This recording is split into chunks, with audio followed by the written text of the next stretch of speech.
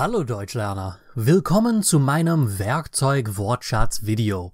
In diesem Video tauchen wir in die Welt der Werkzeuge und rüsten dich mit den wichtigsten deutschen Wörtern in Bezug auf Schrauben, Hämmer, Akkuschrauber und noch mehr.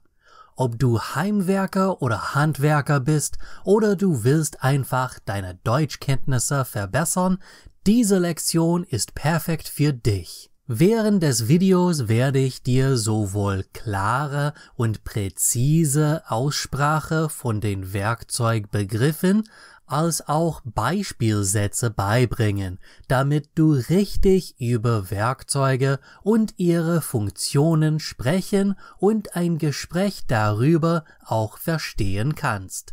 Hol dir dein Lieblingsnotizbuch und einen Kuli und wir können loslegen. Das ist ein Werkzeugkasten. Diesen nennt man auch Werkzeugkoffer. Ich habe 2 Werkzeugkästen. Dieser ist aus Metall gefertigt und dieser aus Plastik. Das ist der Hammer. Ich schlage den Nagel mit dem Hammer. Mit Nägeln kann man Bretter verbinden. Mit diesem Hammer kann man Nägel auch entfernen. Das ist ein Klauenhammer, beziehungsweise im deutschen Sprachraum als Zimmermannshammer bekannt, da er eine Klaue auf der anderen Seite hat. Wenn man die Nagel durch die Mitte der Klaue schiebt, kann man normalerweise den Nagel mit der Hebelwirkung entfernen. Aber diese Nägel sind nicht so gut und sie fallen auseinander. Das ist ein Schraubenzieher. Damit kann man Schrauben drehen. Deshalb nennen manche Menschen dieses Werkzeug auch Schraubendreher. Wenn man eine Schraube herausschrauben oder lockern will, dreht man sie links herum oder gegen den Uhrzeigersinn. Wenn man eine Schraube festziehen möchte, muss man sie im Uhrzeigersinn drehen.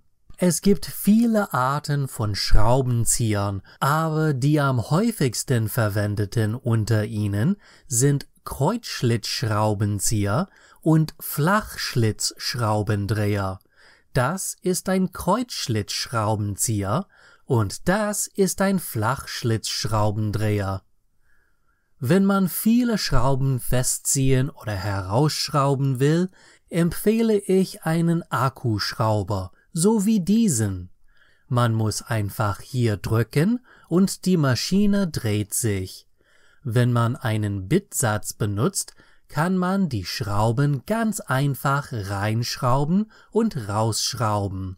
Man kann natürlich auch einen Bohrer in einem Akkuschrauber verwenden.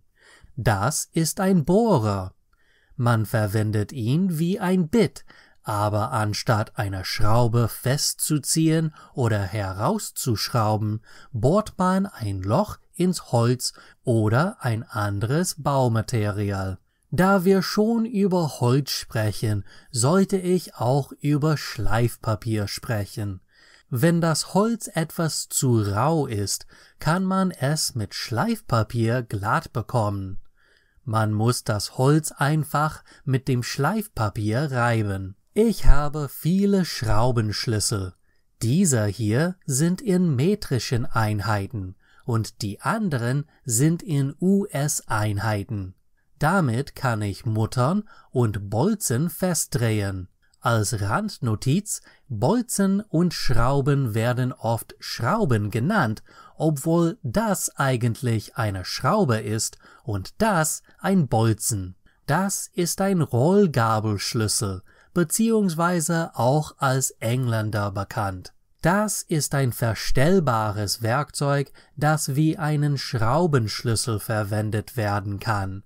Drehe das Verstellrad oder die Schraube am Griff des Rollgabelschlüssels im Uhrzeigersinn, um den Schlüssel zu öffnen, und stelle die gewünschten Größe ein.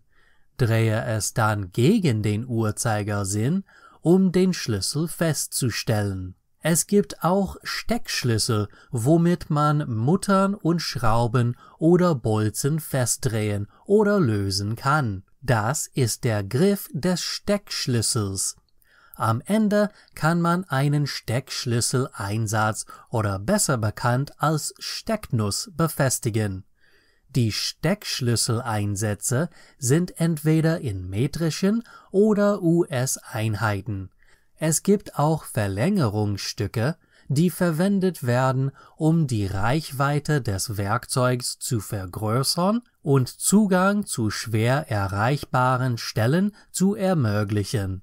Ich habe auch Innensechskantschlüssel. Auf Englisch sollten sie Hexkey heißen, aber man nennt sie normalerweise Allen Wrench. Mit Zangen kann man etwas greifen, halten, trennen oder formen. Ich habe nur 2 Arten von Zangen. Das ist ein Seitenschneider. Er wird hauptsächlich zum Schneiden von Drähten, Kabeln oder dünnen Metallstücken verwendet. Diese Zange würde ich einfach eine Zange nennen. Das ist die Wasserwaage. Ich habe viele davon.